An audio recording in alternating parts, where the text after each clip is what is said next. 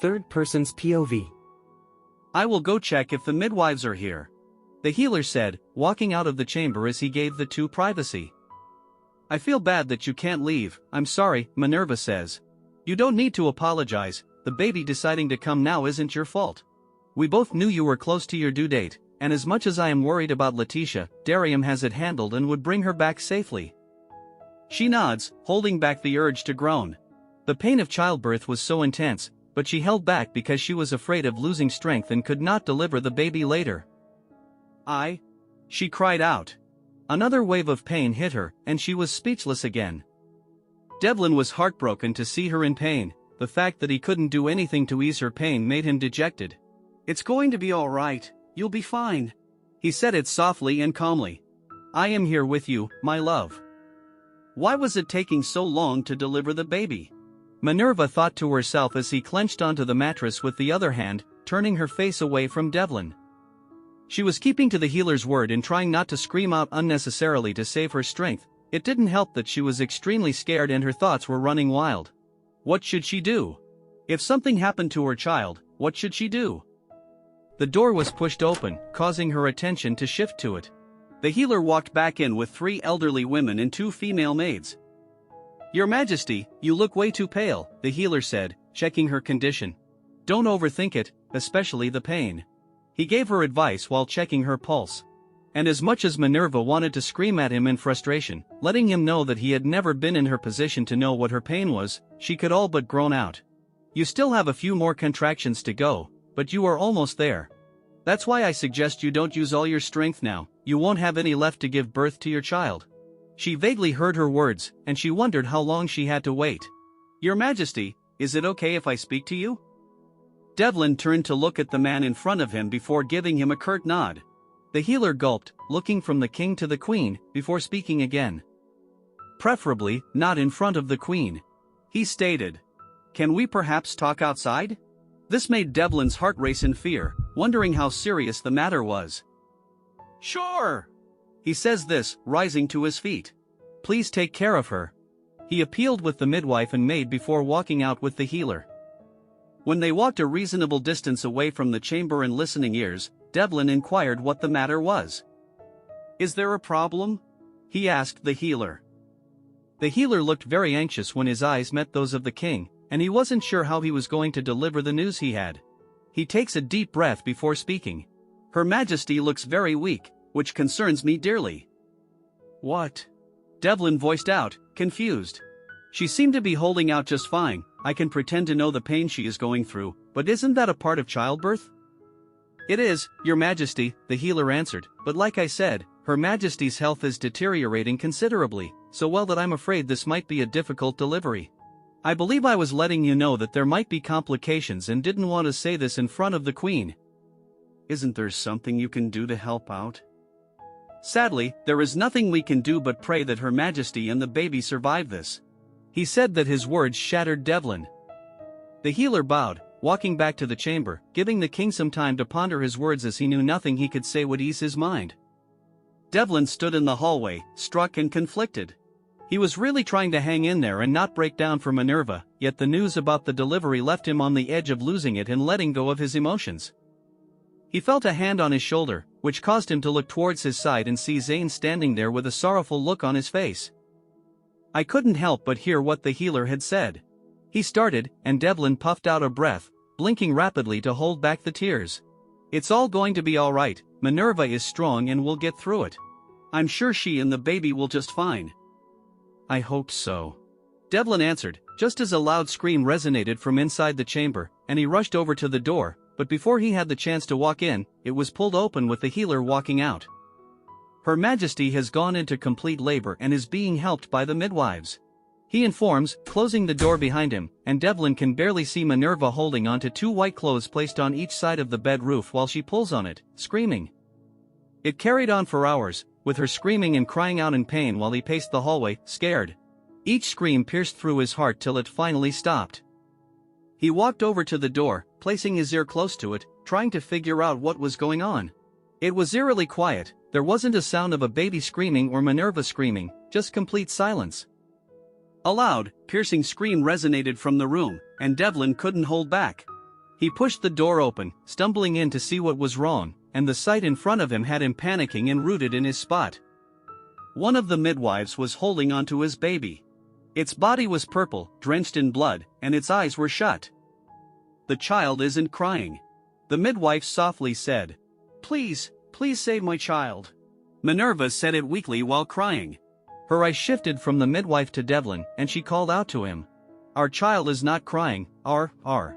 Devlin, after finding his footings, walked over to the bed, taking a seat beside her and wrapping her in his hold, not caring about the blood-stained mattress. They both watched as the midwife hit the child twice, but he still did not cry. "Devlin, tell them to save our child," Minerva cried out, trying to get out of his grip and wanting to hold her child. "It's going to be okay, it's going to be fine," Devlin said, hoping to comfort her. Yet his words did nothing to ease both her heart and his. They both watched the midwife try her best to make the child cry, and Minerva felt her body tremble slightly, her hands clasped near her chest as she prayed.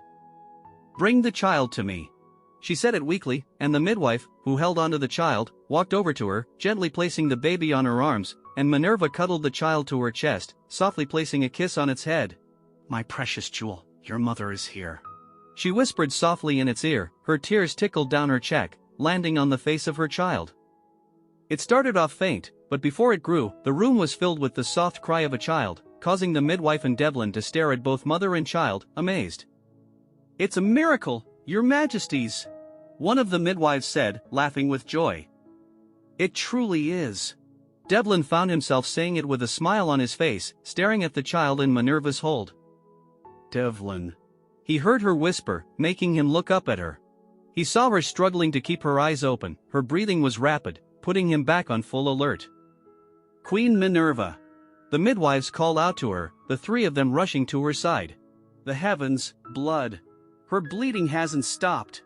Those were the last words Minerva heard before her eyes shot closed.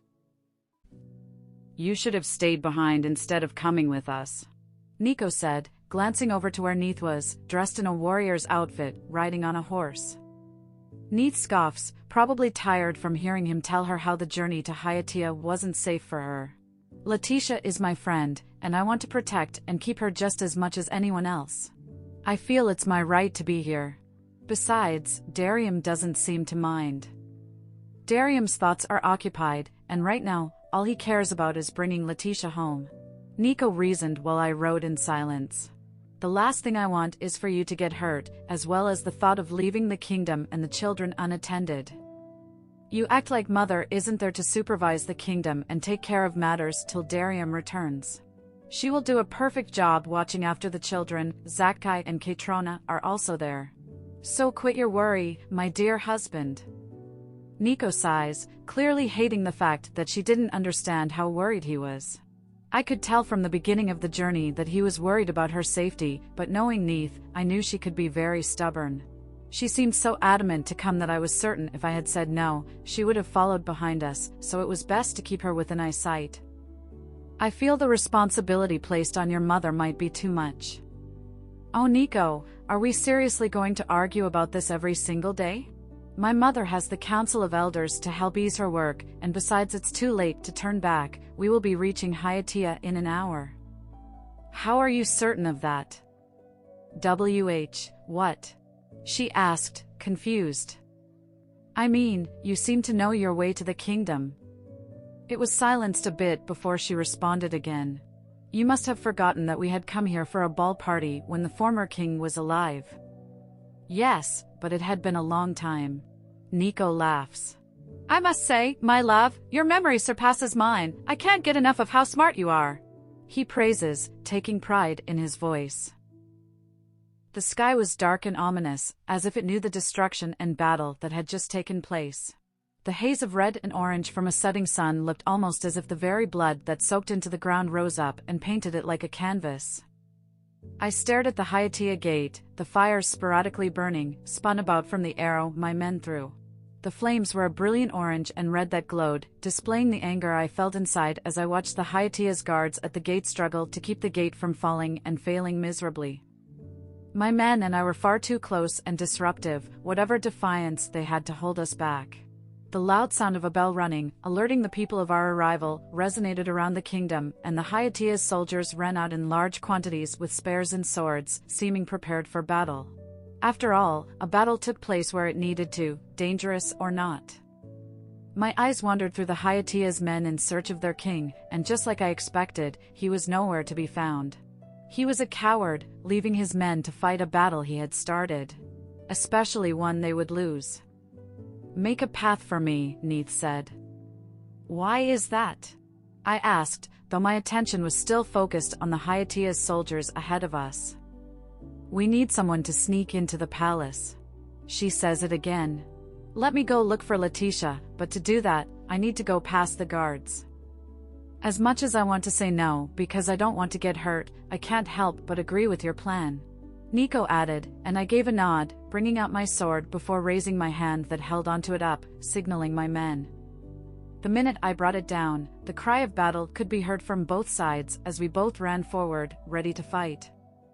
Nico and I did as Neith had suggested, clearing every obstacle on her way until she was at the entrance of the gate. "Be safe," Nico called out to her as she rode towards the palace without a final glance, and he was too preoccupied to dwell on that, immediately surging into battle. The sound of heavy hoof steps behind me had me turning, sword raised, and ready to destroy any adversary. I watched a Hyatia guard run towards me with great speed, ready to strike, but before he could, Nico's sword pierced through his chest. "You know I could have very well handled it," I said, moving my sword swiftly and slashing any of the enemy guards that came our way. Bodies sprawled lifelessly all around us. "I know." Nico smirked, tightening his grip on his sword and backing me while I did the same. It was time to end this once and for all. We charged forward at the same time, our swords clashing with the Hyatia's soldiers. I watched as sweat fell from their brows and mixed with the blood and dirt on their faces. With the light in the sky, a great and powerful shadow crossed overhead, and the massive roar of the battle cry and clashing of swords around them shook the very ground they stood on. The sound of Nico groaning had my eyes shifting towards him to see swiftly as a blade had entered his back, it was ripped away. A gasp of agony nearly spilled from his mouth, but he clenched his teeth. He refused to let his weakness show. I stared at the man who had managed to cause an injury to him, watching the look of horror on his face. It was clear that the young warrior lacked experience, training, and skill for the battlefield. He looked frightened, standing there with his sword in his hand and Nico's blood dripping from the tip. There was also a man laying on the floor, bleeding, and a lot older than the young warrior, old enough to be his father. "Are you okay?" I asked Nico, giving him a hand. "Do you need help?" "Oh, quit being a softie, dear friend." He laughs, ripping a part of his shirt before tying it around his waist. I laughed, glancing behind him to see a soldier race towards him with his hands racing up, ready to strike Nico. The Hyatia commander who had charged to fight him, grunted and roared out when I brought my sword down across his chest. The burning pain of his flesh opening up, followed by the warmth and wetness of his blood sliding down his already battered flesh, took him down. I pulled the sword out, watching him fall to the ground. As I accessed the battlefield, I could tell my men when they were gaining the upper hand when the last remaining opposing fighters charged forward. "Take care of the matters here, I'm going in search of Letitia and Neith," I ordered, and Nico nodded. The grunts and shouts from the men engaged in battle filled my ears, and I lifted my sword higher to take out any obstacles while making my way to the palace. When I woke, I was still in the room I was brought into last night, thankfully alone. I still felt groggy, but I willed myself to stay alert. I couldn't stay here any longer, I needed to leave. Find an escape route and get out of here. I was certain King Orin planned on making known his promise, which meant there was no way I could escape what was to happen unless I found a way out of here and fast. I sat up, and my stomach lurched, ready to heave, probably from whatever was used to drug me last night. I rushed out of bed to where a white vase lay, heaving out the contents of what I had in my stomach into it. It caused my stomach to feel empty, and I became famished. Still feeling weak from whatever Raleigh had given me, I looked around to see what I could use as a weapon. When a chance arose for me to escape, I needed to be prepared. However, there really wasn't anything I could use to defend myself, It felt almost as if everything sharp had been removed from the room beforehand, probably predicting an act like this, but I wasn't about to give up. My eyes wandered the room, looking for something to improvise with, until they settled on a table lamp by the side of the bed. "This would do," I said, walking over to where it was. My attention shifted from the lamp to the window when I heard the loud sound of the bell ringing 3 times, followed by the sound of heavy footsteps and guards rushing out of the palace, which made me wonder what was going on. I walked towards the window, peeping to see what was wrong, and I could tell from the little glance I got that the guards seemed to be on edge, which told me that this wasn't simply about the preparation of the ceremonial rites, but something serious. The door pushed open, causing my eyes to turn towards it, and Raleigh stood there with a guilty and scared look on her face. "Milady." She bows, getting the silence treatment. "I apologize for yesterday. I had no other choice but to carry out the king's order." A sigh left my lips, knowing she was not to blame. If she hadn't done as she was told, she would have probably ended up the way the former head cook had. "I know." I said it with a soft smile. "That is why I need your help. I know you are a good person, Raleigh. So please help me escape this place." "Milady, Please." I begged. "The guards seem to be busy, and I'm sure it has something to do with the bell that rang." She stared at me, looking to be deep in thought while fudging with her fingers. "I think it's best you know your husband is here with thousands of soldiers, bringing a war to Hyattia for you." "Darium is here," I said more to myself, and a smile lit up my face. Though I was not surprised at the fact that there was a war going on, with the way things had been going, this was inevitable. With King Orrin defeated, Alver can finally claim what was rightfully his. This is my chance to leave here and meet Darium. I can't do that without your help. She nods. "There is only one guard assigned to your room, as King Orrin has sought the protection of the rest of the guards that are not in the front line." I scoffed. "Why am I not surprised?" "He might come looking for you, so if you want to leave, you need to leave now," she said. "We first have to look for a way to take the guard out." "Leave that to me," I said, picking up the lamb. Raleigh gazed at me, surprised for a moment, before raising her lips in a small smile, and she nodded. I walked towards the back of the door with the lamb raised up, giving her the go-ahead. Milady, what's wrong?" Guard. She screamed, her voice filled with panic that I would have felt for even I didn't know this was a ruse. The door was instantly pushed, and the guard walked in. "What is?" I hit him as hard as I could on the head, sending him straight to the ground, completely knocked out. I took the lamp with me, walking out of the room, only for me to turn back when I didn't hear Raleigh's footsteps follow after me. She remained rooted in her spot, giving me a sad look.